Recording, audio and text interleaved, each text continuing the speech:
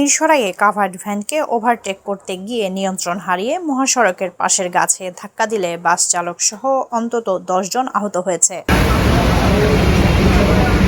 শনিবার 11 জুলাই দুপুর 12টার দিকে উপজেলার জোরারগঞ্জ ইউনিয়নের সোনাপাহাড় বিএসআরএম বাইপাস এলাকায় চট্টগ্রামমুখী লেনে এ দুর্ঘটনা ঘটে। আমি রোডে নেমে দিলাম, জানালা দিয়ে আমি গাড়িতে উঠি, গুলো উদ্ধার করলাম, হাত কাটা, নাক প্যাক পাইটা গেছে, গুলো উদ্ধার করে বাইর করে দিয়েছে হাসপাতাল নিতে, স্থানীয় হাসপাতালে।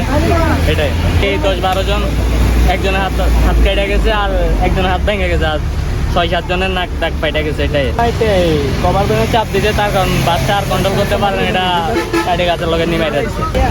আসলে সকাল 11:50-40-এর দিকে এই কভার ভ্যানের সাথে বাম্পারের সাথে মেরে একটা বাস অ্যাক্সিডেন্ট করে।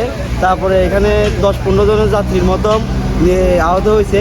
সবাইকে আমাদের স্থানীয় 10-12 জন ছেলে পেলে আসি স্থানীয় হসপিটালে পাঠাইছে এবং গভর্নমেন্ট ওইখানে কোথাও ধরে রাখছে। তারপরে ফায়ার সার্ভিসের পুলিশ আসি, এটার ইয়াতে আছে না আপাতত কেউ মারা যাবে কোনো এরকম ঘটনায়। একটু শুধু হেল্পারের অবস্থা একটু বেশি খারাপ, তাকে হসপিটালে পাঠানো হয়েছে। এটা চট্টগ্রামের উদ্দেশ্যে যাচ্ছিল, এখানে গভর্নমেন্ট বাইপাস করার সময় এই বাইপাস এরা অতিরিক্ত গতিতে ছিল, সে কারণে মেরে দিয়েছে।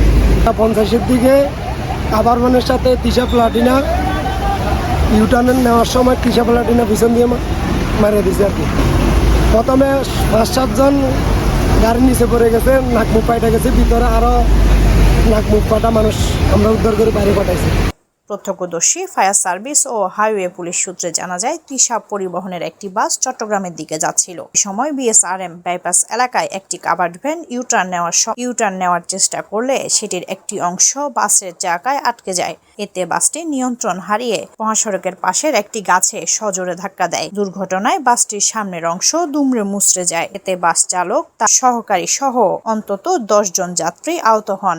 আহতদের শরীরের বিভিন্ন স্থানে কেটে যায় ও আঘাত লাগে। বারুইয়ারহাট ফায়ার সার্ভিসের স্টেশন অফিসার জয়নুল আবেদিন তিতাস জানান, দুর্ঘটনার খবর পেয়ে একটি উদ্ধারকারী ইউনিট ও অ্যাম্বুলেন্স ঘটনাস্থলে পাঠানো হয়। স্থানীয়দের সহযোগিতায় আহতদের দ্রুত হাসপাতালে পাঠানো হয়েছে।